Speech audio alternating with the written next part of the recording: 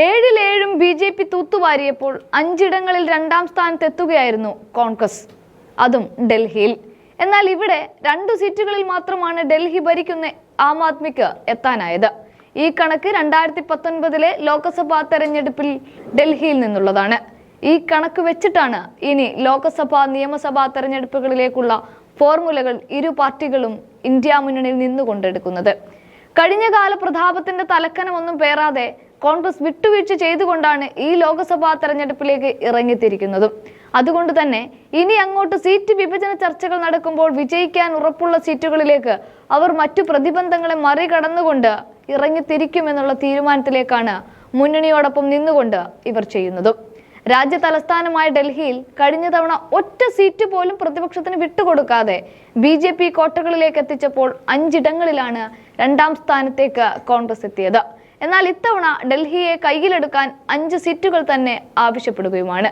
എന്നാൽ ഇതിൽ അല്പം നീരസം ആം ആദ്മിക്ക് ഉള്ളത് കൊണ്ട് തന്നെ ഫോർമുല അല്പം ഒന്ന് മാറ്റിപ്പിടിച്ചാലോ എന്ന ആശയവുമായി ഒരു മുതിർന്ന നേതാവ് രംഗത്തെത്തുകയും അതിന്റെ അടിസ്ഥാനത്തിൽ ഇലക്കും ഉള്ളിനും കേടില്ലാത്ത വിധം 4 സീറ്റ് കോൺഗ്രസിനും 3 സീറ്റ് ആം ആദ്മിക്കും എന്ന ഫോർമുലയിലേക്കാണ് മുതിർന്ന നേതാവിന്റെ ആശയം എത്തിയിരിക്കുന്നത്. എന്തായാലും ഡൽഹിയെ എങ്ങനെയെങ്കിലും ബി.ജെ.പി കൈകളിൽ നിന്ന് മോചിപ്പിക്കുക എന്ന ഒറ്റ തീരുമാനത്തിലേക്കാണ് ഇപ്പോൾ കോൺഗ്രസ് പായുന്നത്. അതിനായി സുസജ്ജമായ ഒരു വാർ റൂം തന്നെ സെറ്റ് ചെയ്തുകൊണ്ട് സോഷ്യൽ മീഡിയയിൽ ആറാടാൻ ഒരുങ്ങുകയാണ് കോൺഗ്രസ്. അതിനായി സാങ്കേതികതയിലും സോഷ്യൽ മീഡിയ പ്ലാറ്റ്ഫോമുകളിലും അഗ്രഗണ്യരായ ഒരു പറ്റം യുവാക്കളെ ഒരുമിച്ച് കൂട്ടി മുന്നോട്ടു പോവുക എന്നുള്ള നടപടികളും പാർട്ടി കൈക്കൊണ്ടിട്ടുണ്ട്. ഇതുകൂടാതെ ലോക്സഭാ തെരഞ്ഞെടുപ്പിൽ ഡൽഹിയിൽ മികച്ച പ്രകടനം കാഴ്ചവെക്കാനായിട്ടുണ്ട് കോൺഗ്രസിന്. ബൂത്ത് തലം മുതലുള്ള പ്രവർത്തനം ശക്തിപ്പെടുത്തി പഴയ കോട്ടയിലെ പ്രതാപം തിരിച്ചു പിടിക്കാനാണ് കോൺഗ്രസിന്റെ ശ്രമം. അതിനായി കോൺഗ്രസുമായി സഹകരിക്കാൻ തയ്യാറാകുന്ന ആളുകളെ കണ്ടെത്താൻ ഗൂഗിൾ ഫോമിൽ പേര് വിവരങ്ങൾ ചേർത്തുകൊണ്ടുള്ള ഒരു ക്യാമ്പയിനും കോൺഗ്രസ് തുടക്കം കുറിച്ചിട്ടുണ്ട്. എല്ലാ ബൂത്ത് ലെവൽ ഏജന്റുമാരോടും ഉത്തരവാദിത്തപ്പെട്ട പദവികൾ വഹിക്കുന്ന മറ്റുള്ളവരോടും ഫോമുകൾ പൂരിപ്പിക്കാൻ ആളുകളെ സഹായിച്ചുകൊണ്ട് പരമാവധി ആളുകളെ ക്യാമ്പയിനിൽ ചേർക്കണമെന്ന് പി.സി.സി അധ്യക്ഷൻ അഭ്യർത്ഥിക്കുന്നുണ്ട്.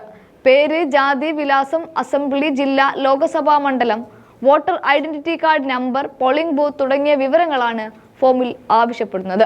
ഫോം പൂരിപ്പിക്കാൻ ആളുകളെ സഹായിക്കുന്നതിനുള്ള ഉത്തരവാദിത്തം ബൂത്ത് ലെവൽ ഏജന്റുമാർ, ജില്ലാ ബ്ലോക്ക് പ്രസിഡന്റുമാർ എന്നിവരെ ചുമതലപ്പെടുത്തുകയും ചെയ്തിട്ടുണ്ട്. ഇത്തവണ അധികാരത്തിലേറുക എന്നതിനപ്പുറത്ത് സ്വാതന്ത്ര്യാനന്തരം ജനാധിപത്യ മൂല്യങ്ങളിൽ നിന്നും തീർത്തും തെന്നി മാറിയ ജനാധിപത്യത്തെ തന്നെ ചോദ്യചിഹ്നമാക്കി മാറ്റിയ ബി.ജെ.പി എന്ന പ്രസ്ഥാനത്തിന്റെ 10 വർഷ ഭരണത്തിന് വിരാമം കുറിക്കുക എന്ന ഒറ്റ ഉദ്ദേശ ലക്ഷ്യത്തോടെയാണ് കോൺഗ്രസ് പാർട്ടി മുന്നിട്ടിറങ്ങുന്നത്. അതുകൊണ്ട് തന്നെ എന്ത് വിട്ടുവീഴ്ചയ്ക്കും അവർ തയ്യാറാണ്.